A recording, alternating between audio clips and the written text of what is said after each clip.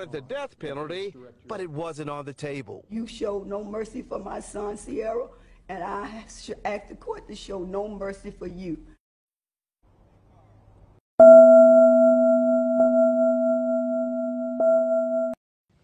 An admitted killer found not guilty by reason of insanity is likely headed to a psychiatric hospital. We're learning more tonight about the future. Nissan Grand Livina mengaku tidak salah di Mahkamah Magistrate Kuala Lumpur atas pertuduhan memandu di bawah pengaruh alkohol sehingga menyebabkan kematian penghantar makanan pada awal pagi 1 Jun. Tertuduh Ko Yong Zhang, 20 tahun membuat pengakuan itu sebaik pertuduhan dibacakan jurubahasa mahkamah di hadapan Magistrate Puteri Doshila Rahimi. Kejadian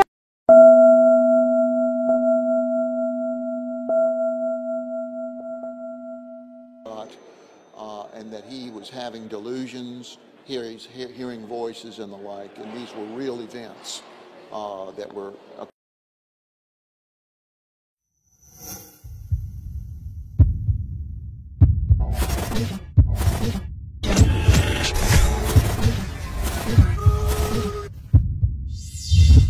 Assalamualaikum warahmatullahi wabarakatuh. Nama diberi Muhammad Syarafuddin bin Muhammad Shah, dan hari ini saya serta rakan saya yang bernama Muhammad Syafiq bin Wagiman akan mengulas suatu isu yang diberi tajuk tidak sempurna akal dan mabuk merupakan suatu pembelaan ataupun kesalahan jenayah di Malaysia. Bila berbicara tentang pembelaan tidak sempurna akal ini, kita perlu tahu dahulu mengenai apa itu tidak sempurna akal. Tidak sempurna akal merujuk kepada ketidakwarasan mental atau keadaan di mana otak tidak dapat berfungsi secara normal. Ada kalanya ia juga merujuk kepada gangguan mental dalam diri seseorang dan ia membawa kepada kerosakan fikiran. Dari segi perubatannya, terdapat pelbagai kategori penyakit otak yang mendorong kepada ketidakstabilan mental seperti epilepsi, iaitu sawan, paranoia, khayalan atau halusinasi, skizofrenia, melihat sesuatu lain dari yang sebenarnya, erotomania, iaitu kehendak nafsu seks yang tidak dapat dibendung, dan akhir sekali demo halamnya, iaitu gila terhadap taksub ke atas agama. Berbalik kepada isu pembelaan tidak sempurna akal, adakah semua kategori gila ini boleh mengecualikan seseorang itu daripada disabit jenayahnya? Perlu dinyatakan di sini bahawa semua faktor perlu diambil kira dan dipertimbangkan oleh mahkamah dengan merujuk kepada elemen pembelaan yang diperuntukkan dalam undang-undang. Seperti mana yang telah dijelaskan tentang konsep pembelaan sebentar tadi, persoalan yang timbul adalah sama ada seseorang itu boleh menerima pembelaan atau tidak. Perlu kepada peruntukan yang telah dibuat. Menjawab kepada persoalan ini, saya akan mengupas serba sedikit mengenai peruntukan undang-undang di bawah pembelaan tidak sempurna akal. Kalau kita dapat lihat di bawah Seksyen 84 Akta 574 Kanun Kesesaan dalam Bab 4 Kecualian Am, ada menyatakan bahawa tidaklah menjadi kesalahan apa-apa jua yang dilakukan oleh seseorang yang pada masa melakukannya oleh sebab akalnya tidak sempurna, tidak berupaya mengetahui kaedah perbuatan itu, atau bahawa apa yang dilakukannya itu sama ada salah atau berlawanan dengan undang-undang. Pada kebiasaannya, pihak mahkamah sering merujuk Seksyen 84 sebagai peruntukan berkaitan ketidakwarasan. Sungguh pun frasa yang digunakan adalah tidak sempurna akal. Peruntukan ketidakwarasan ini diambil dalam Undang-Undang Inggeris dalam kaedah Magnetten pada tahun 1843. Kaedah Magnetten ini merupakan sebuah kes di mana yang terjadi di England, di mana seorang lelaki bernama Daniel Magnetten telah mengalami hayalan pendakwaan bahawa Sir Robert Peel mahu mencederakannya, lalu dia berhasrat untuk membunuh Sir Robert Peel, iaitu Perdana Menteri England, namun dia telah tersilap membunuh Edward Drummond. Kes ini telah dirujuk di bawah peruntukan ketidakwarasan Undang-Undang England dan Daniel McNaughton didapati tidak bersalah kerana mengalami ketidakwarasan. Terdapat beberapa perbezaan antara pembelaan tidak sempurna akal dan pembelaan ketidakwarasan. Perbezaan yang pertama, di dalam kanun keseksaan ada menyatakan pada masa melakukannya, manakala dalam kaedah McNaughton menyatakan pada masa melakukan perbuatan jenayah itu. Perbezaan kedua pula, dalam kanun keseksaan ada menyebut oleh sebab akalnya tidak sempurna, manakala dalam kaedah McNaughton menyebut tertuduh sedang mengalami kekurangan akibat pertimbangan sakit otak. Perbezaan ketiga, di dalam kanun keseksaan ada menyatakan tidak berupaya mengetahui dan dalam kaedah McNaughton menyatakan tidak mengetahui. Perbezaan keempat pula, di dalam kanun keseksaan ada menyebut keadaan perbuatan itu, manakala dalam kaedah McNaughton menyebut sifat dan kualiti perbuatan yang sedang dilakukannya. Perbezaan kelima, iaitu yang terakhir, di dalam kanun keseksaan ada menyatakan bahawa apa yang dilakukannya itu sama ada salah atau berlawanan dengan undang-undang, manakala dalam kaedah McNaughton menyebut atau jika dia mengetahui bahawa dia tidak tahu apa-apa yang dilakukannya adalah salah. Oleh itu, daripada kelima-lima perbezaan ini terdapat lihat bahawa kaedah McNaughton ini penerangannya lebih khusus berbanding kanun keseksaan. Bagi membolehkan seseorang peserta itu mendapat pembelaan tidak sempurna akal seperti yang dinyatakan dalam Seksyen 84 kanun keseksaan, beberapa elemen yang perlu disertakan dengan jelas. Elemen pertama, pada masa melakukannya, iaitu ketika tertuduh melakukan jenayah, maka pembelaan ini tidak menjadi relevan sekiranya tertuduh mengalami keadaan itu sebelum atau selepas perbuatan jenayah itu berlaku. Elemen kedua, oleh sebab akalnya tidak sempurna, iaitu situasi di mana akal fikiran tidak dapat berfungsi dengan baik. Ia boleh terjadi disebabkan banyak keadaan seperti tergila-gila merian, iaitu lunansi, kebodoh-bodohan, iaitu idiosi, dan khayalan, iaitu delusion. Namun, kita perlu fahami bahawa dalam Seksyen 84 ini, perkara yang dilihat adalah dari sudut legal insanity dan bukan medical insanity. Sebagai contoh, seseorang yang mengalami gangguan epilepsi, iaitu sawan, merupakan suatu tidak sempurna akal di bawah Seksyen 84 walaupun tidak waras dari segi perbuatan. Namun, dalam keadaan lain, kadang-kadang konsep perbuatan dan perundangan mengenai tidak sempurna akal bercanggah.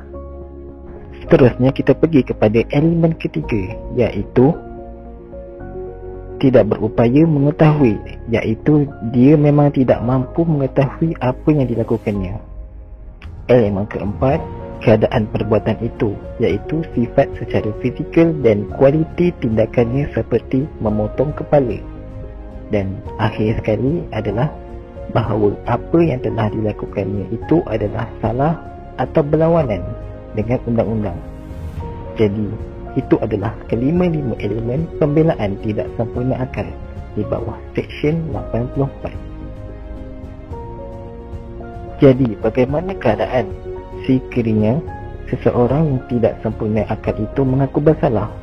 Maka, dalam keadaan ini, mahkamah tidak boleh menjatuhkan hukuman kepada mereka yang setelah dibuktikan memang tertuduh mengalami tidak sempurna akal. Dan sekiranya mahkamah menerima pengakuan mereka, maka itu adalah suatu kesilapan dari segi undang-undang. Keadaan yang kedua pula, bagaimana keadaannya jika pembelaan tidak sempurna akal ini ditolak? Kita perlu tahu bahawa keadaan seseorang hakim berhak menolak pembelaan sekiranya terdapat sebarang keraguan ketika membicarakan kes sama ada kekurangan bukti oleh pihak peguam bela atau sebagainya. Seterusnya, apakah perintah mahkamah sekiranya wujud ketidaksempurnaan akal? Dalam keadaan ini, tertuduh memang didapati mengalami tidak sempurna akal, maka mahkamah akan merekodkan pembebasan di bawah Seksyen 347 Kanun Prosedur Jenayah dan tertuduh akan ditahan di tempat yang selamat sama ada di hospital mental atau di penjara bagi menjalani perintah tahanan di bawah Seksyen 348 Kanun Prosedur Jenayah. Sekian sahaja kupasan daripada saya mengenai pembelaan terhadap sempurna akal, dan saya akan serahkan kupasan seterusnya kepada rakan saya.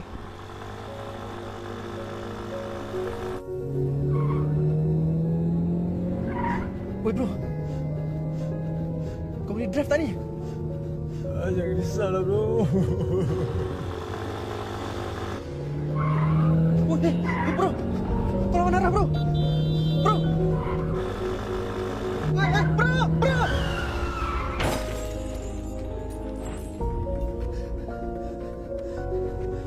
Bro, kita langgar orang bro. Kita langgar orang. Tak risau apa. Ini bayar denda settle lah.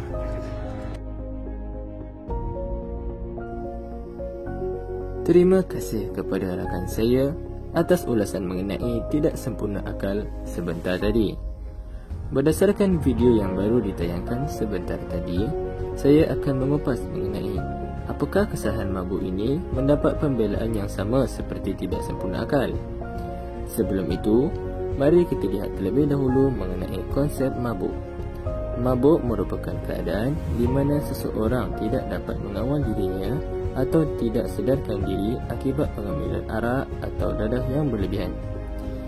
Kita perlu ketahui bahawa untuk seseorang tertuduh itu mendapat pembelaan mabuk, beberapa syarat pembelaan mabuk di bawah Seksyen 85 dan 86 perlu dipatuhi, iaitu yang pertama, mabuk pada masa melakukan jenayah. Yang kedua, mabuk itu menyebabkan ia tidak tahu bahawa perbuatan itu salah atau ia tidak mengetahui apa yang sedang dilakukannya itu. Yang ketiga, mabuk bukan atas kerelaan. Yang keempat, orang yang mabuk itu telah menjadi gila secara sementara atau kekal pada masa ia melakukan jenayah itu. Yang kelima adalah penentuan mabuk sama ada mabuk itu sengaja dibuat atau sebaliknya. Kenyataan bahawa mabuk itu dilakukan secara sengaja sangat menarik perhatian, dan persoalan yang boleh ditimbulkan di sini adalah adakah dalam keadaan ini tertuduh boleh mendapat pembelaan dan adakah ada kecualian-kecualian lain yang boleh diperuntukkan di bawah undang-undang.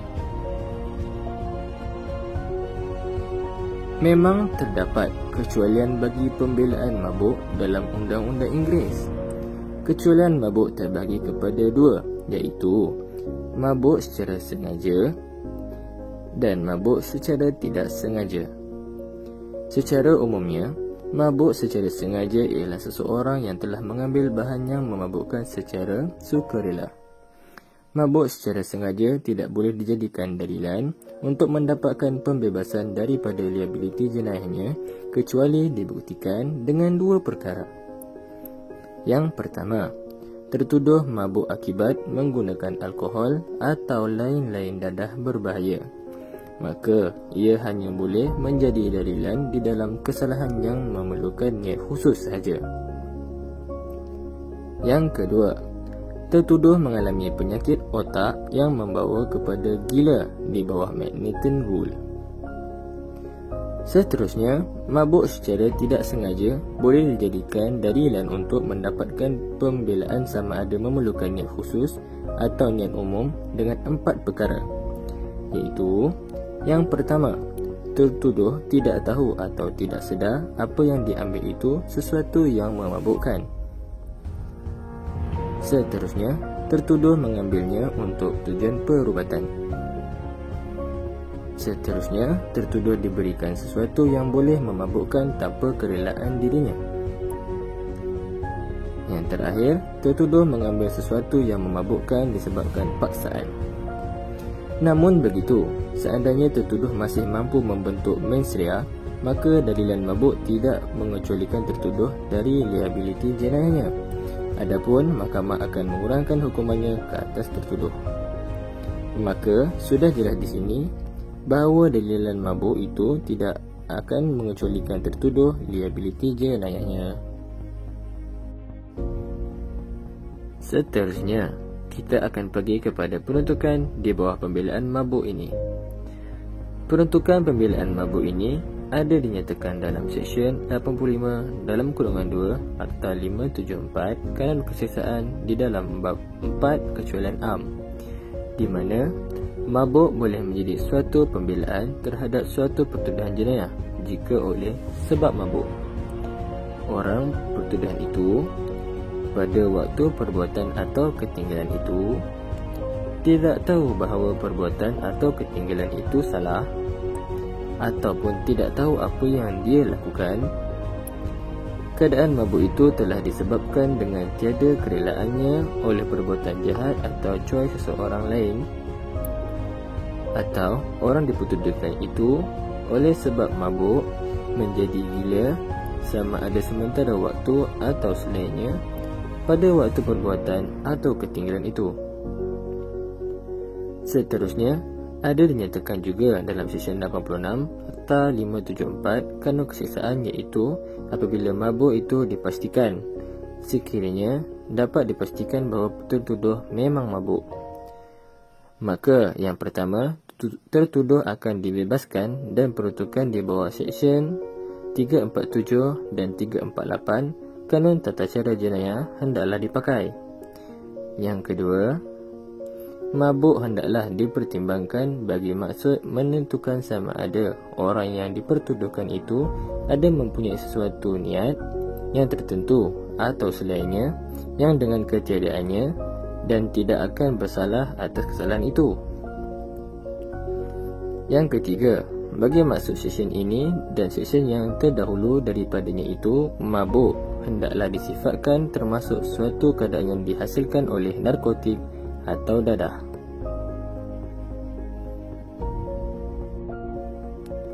Akhir sekali, kesimpulan yang boleh dibuat berdasarkan tajuk ini adalah bagi meraih sesuatu pembelaan itu, elemen-elemen pembelaan penuntukan perlu dibuktikan melepasi keraguan munasabah, kerana kita kena ingat bahawa perbuatan jenayah itu bukan perkara kecil, tapi melibatkan kes-kes pembunuhan yang mengakibatkan kematian mereka-mereka yang tidak bersalah. Tuntasnya, kesalahan-kesalahan jenayah ini bukan tiket untuk seseorang itu terlepas dari liabiliti jenayahnya. Sekiranya seseorang itu didapati bersalah, pasti akan ada hukuman yang menanti, yang tujuannya hanya satu, iaitu untuk memberi pengajaran kepada pesalah.